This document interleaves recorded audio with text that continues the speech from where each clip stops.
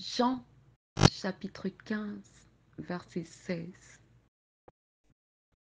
Ce n'est pas vous qui m'avez choisi, mais moi, je vous ai choisi et je vous ai établi afin que vous alliez et que vous portez du fruit et que votre fruit demeure, afin que ce que vous demanderez au Père en mon nom, il vous le donne.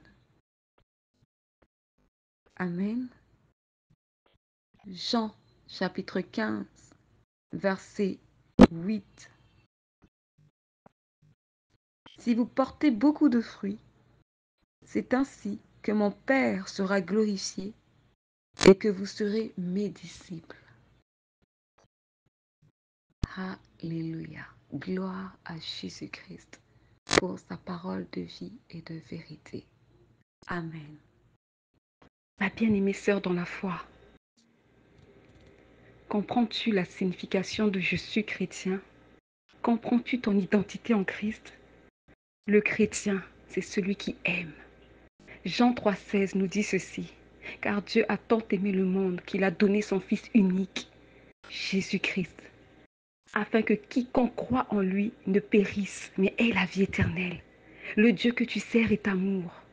Si tu dis avoir Dieu pour Père, cela veut dire que tu es également rempli de cet amour, car Dieu est amour. C'est pourquoi le chrétien est amour.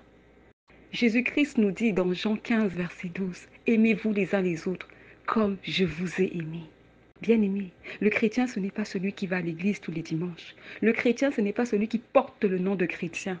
Le chrétien, ce n'est pas celui qui se dit ouvrier dans l'église. Mais le chrétien, c'est celui-là qui marche selon les commandements de Dieu. C'est celui-là qui a gardé la parole de Dieu dans son cœur, qui la médite, qui la serre dans son cœur, qui la garde et qui la met en pratique au quotidien, chaque jour de sa vie. Le chrétien, c'est celui-là, comme il est écrit dans Luc 9, 23. Tel qu'il est écrit dans Luc chapitre 9, verset 23. Jésus dit ceci, celui qui veut venir après moi, qu'il renonce à sa propre vie, qu'il se charge de sa croix chaque jour et qu'il me suive. Le chrétien, c'est celui qui a renoncé à sa propre vie. C'est celui qui a renoncé à ses projets personnels, à ses ambitions personnelles. C'est celui qui a renoncé à ses choix personnels, à ses décisions personnelles pour pouvoir embrasser la vie que Dieu lui donne, la vie nouvelle, la nouvelle vie en Jésus-Christ. Le chrétien, c'est celui-là qui accepte de porter sa croix. Il accepte d'être méprisé, rejeté, souffrir à cause du nom de Jésus-Christ. Alléluia. Le chrétien, c'est celui qui ne vit plus pour lui, mais il permet à ce que Christ vive au-dedans de lui, à ce que Christ s'exprime au-dedans de lui, à ce que Christ accomplisse sa volonté dans sa vie. Alléluia. Oui, bien-aimé. Le chrétien, c'est celui qui suit Jésus. Et parce que tu suis Jésus-Christ, tu es imitatrice de Christ. Amen. Comprenons ce que veut dire être chrétien. Comprenons ce que veut dire être disciple de Jésus-Christ. Comprenons ce que veut dire se lever et témoigner au nom de Jésus-Christ. Comprenons ce que veut dire se lever et aller évangéliser, annoncer la bonne nouvelle. En le faisant, tu es témoin de Christ. En le faisant, cela veut dire que tu es imitateur de Christ. En le faisant, cela veut dire que tu marches dans les voies du Seigneur. Alors fais attention à ton témoignage. Prends soin de ton témoignage. David a dit, je serre ta parole dans mon cœur pour ne pas pécher contre toi. Alléluia. Que la parole du Seigneur te garde, soit ton bouclier. Que la parole du Seigneur en tout temps t'interpelle et te permette de demeurer dans les voies du Seigneur. Que la parole du Seigneur te rappelle ton identité. Que tu es une lumière. Oui, tu es une lumière, chrétien. Car Christ a dit, je suis la lumière du monde. Et celui qui me suit ne marchera pas dans les ténèbres, mais aura la lumière de la vie. Alléluia. Et les œuvres de la lumière consistent en toutes sortes de bonté, toutes sortes de droiture et de justice. Bien-aimé, être chrétien, c'est marcher dans l'amour. Être chrétien, c'est marcher dans l'humilité.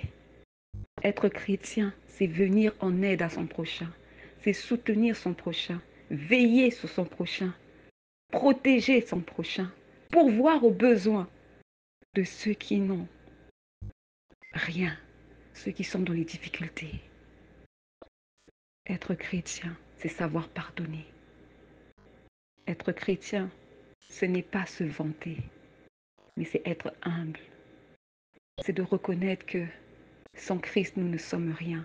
C'est de reconnaître que, en tant que personne humaine, nous sommes faibles. Car 1 Corinthiens 1,27 dit, j'ai choisi les choses faibles pour confondre les choses fortes de ce monde.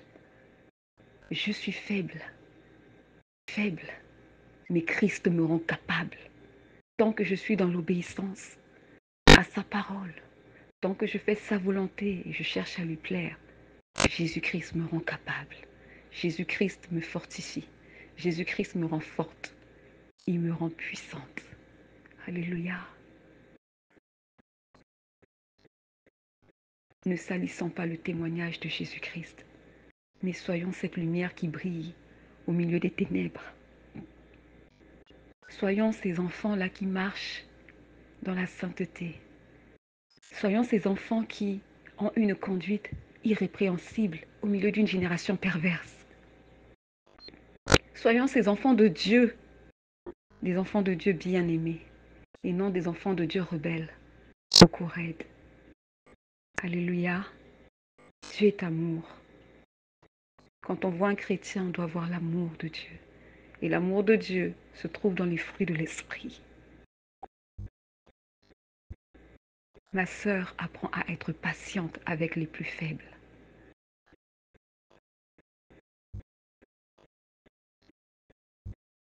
Apprends à pardonner quand il faut pardonner. Apprends à reconnaître tes torts lorsque tu as tort. Apprends à partager à toute personne que Dieu mettra auprès de toi, qu'il soit membre de ta famille ou pas, qu'il soit un membre de ta famille en Christ ou pas. Apprends à donner, car Christ s'est donné lui-même. Christ s'est offert. Christ a accepté de se sacrifier pour le bien de l'humanité, afin que le pécheur soit sauvé. Alléluia. Être chrétien, ma sœur, c'est aimer son prochain.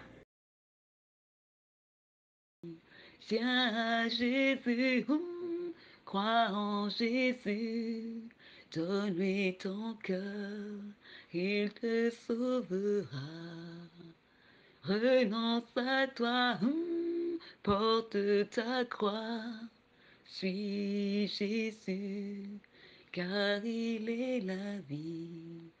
Viens à Jésus, crois en Jésus, donne-lui ton cœur, il te sauvera. Renonce à toi, porte ta croix, suis Jésus, car il est la vie. Viens à Jésus.